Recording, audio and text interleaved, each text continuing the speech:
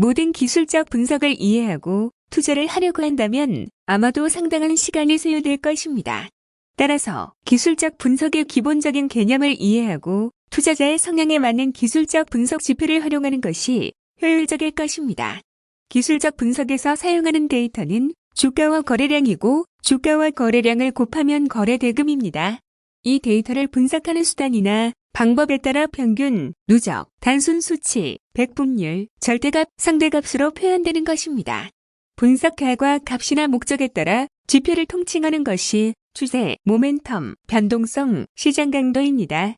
분석 목적에 따라 표와 같은 지표로 분류할 수 있고 활용 데이터에 따라 표와 같이 분류할 수 있습니다.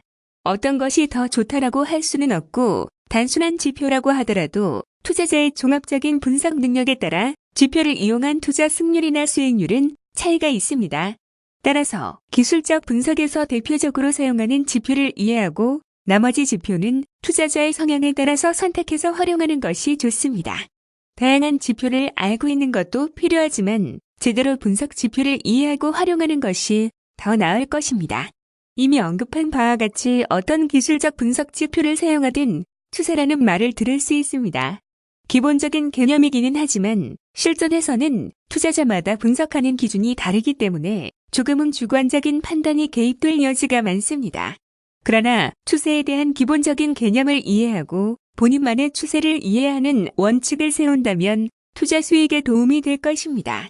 추세는 현재 시장의 방향을 확인하는 지표로 미래를 예측할 수 있는 지표는 아닙니다. 주식시장에서 추세는 상승과 하락의 추세가 있고 추세가 불분명한 비추세가 있습니다. 또한 주식시장에서는 직선의 형태가 아닌 지그재그 형태로 일정한 방향성을 가집니다. 투자 관점에서 보면 유리한 추세는 방향성이 확실한 추세입니다. 그러나 투자를 하다면 투자 당시에는 추세인지 비추세인지 구분하기가 어렵습니다. 이런 약점을 보완하는 것이 추세선이라고 볼 수 있습니다. 추세선은 긋는 기준은 최소 2개 이상의 지점을 연결하는 것입니다. 이 기본 원칙만 제대로 이해하고 활용하면 주식의 추세를 파악하는 데 있어서 유용한 지표라는 것을 알 수 있을 것입니다. 추세선을 그으면 상승 추세선과 하락 추세선이 만들어지고 추세가 지속되는 과정에서 저항선과 지지선이 있다는 것을 알 수 있습니다. 저항선과 지지선은 추세가 지속되는 과정에서 자연스럽게 형성되는 것으로 매수자와 매도자의 힘겨루기의 결과입니다. 개념적으로 보면 저항과 지지는 동일한 개념으로 어떤 추세에서 형성되느냐에 따라 저항선, 지지선이 되는 것입니다. 저점과 저점을 연결하면 상승 추세선이 되고 고점과 고점을 연결하면 하락 추세선이 됩니다. 상승 추세에서 전고점은 저항선이 되고 돌파 시 이전 저항선은 지지선이 됩니다. 하락 추세에서 전저점은 지지선이 되지만 하향 돌파 시 저항선으로 작용합니다. 암기하지 말고 추세선을 그어보면 이해할 수 있습니다. 추세선은 매수자와 매도자의 결과라고 했는데 어떤 의미인지 한번 살펴보겠습니다. 추세선을 긋는 이유는 추세를 살펴보기 위한 것도 있지만 매매 타이밍을 잡기 위한 수단이기도 합니다. 예를 들어 전고점을 돌파할 때 매수하는 사람이 있고 전고점에서 하락을 예상하고 매도하는 사람이 있습니다. 주가가 상승한 경우 매수자는 더 많이 매수하지 못한 것을 후회하고 다음 지지선에서 추가 매수를 고려합니다. 이와 반대로 매도자는 손실이 발생해서 매도 가격에서 청산을 희망합니다. 이때 아직 시장에 참여하지는 않았지만 추세를 확인하고 시장에 진입하려고 하는 투자자는 다음 지지선에서 신규 매수를 고려합니다.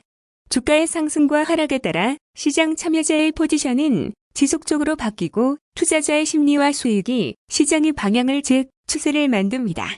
주가가 하락 초기에는 기존 상승 추세에 따른 투자 수익으로 매수 포지션을 유지하지만 주가가 추가적으로 하락하면 수익을 얻고 있는 투자자는 수익을 확장합니다.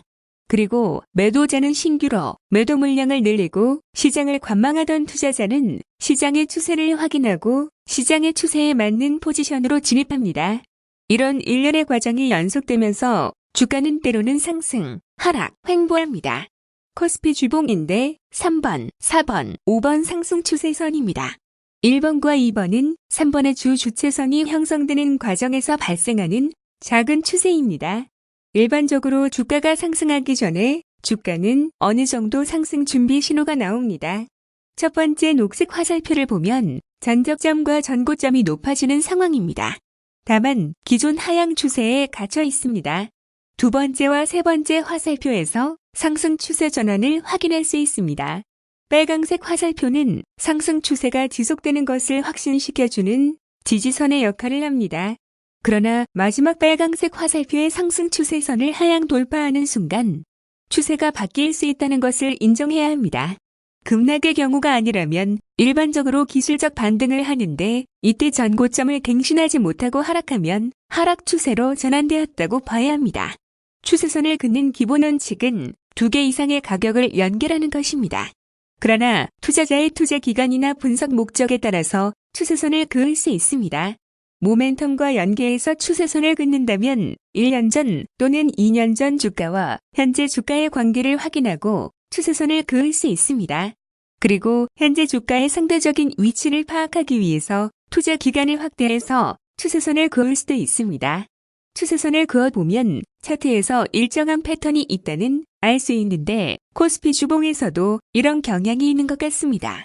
차트 패턴에서 원형 바닥형이 있는데 투자자에게 상당한 인내심을 요구하는 패턴입니다. 그리고 거래량까지 함께 봐야 추세를 파악할 수 있는 형태입니다.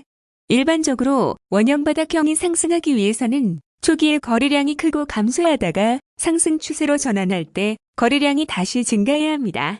코스피 주봉은 전형적인 원형 바닥형 패턴을 보여주었고 원형 바닥이 완성되는 마지막 부분에서 거래량을 동반하면서 상승했습니다. 원형 바닥형 패턴은 승률이나 수익률 측면에서 변곡점을 잘 파악하면 비교적 승률이 높고 일반적으로 대형주에서 이런 패턴을 볼 수 있다고 합니다. 기술적 분석으로 보면 현대중공업이 원형 바닥형 패턴이라고 볼 수 있을 것 같습니다. 아직은 하락 추세선의 저항을 받고 있지만 이 선을 상향 돌파하고 검정 점선을 돌파하면 주가 추세는 상승 전환할 가능성이 있습니다. 다만 아직은 추세 전환 여부를 지켜봐야 할 것 같습니다. 현대차도 비슷한 패턴이지만 원형 바닥형 초기라고 볼 수 있을 것 같고 상승 추세로 전환하기 위해서는 좀 더 시간이 필요할 것 같습니다. 이미 언급한 바와 같이 추세선을 긋는 것 자체가 투자자의 주관적인 판단이 개입되기 때문에 객관적인 투자 지표로 활용하기 어렵다는 약점이 있습니다. 그러나 추세선의 기본 원칙을 이해하고 투자자의 투자 관점에 따라 똑같은 방식으로 추세선을 긋고 주가를 분석하면 원하지 않는 장기 투자를 하지 않을 수 있습니다. 만약 추세선을 투자 지표로 활용하려고 하면 반드시 지켜야 할 것이 투자 원칙입니다. 원칙에 따라 그은 추세선을 주가가 이탈할 경우 일단은 실수를 인정하고 손절을 하는 것이 좋습니다.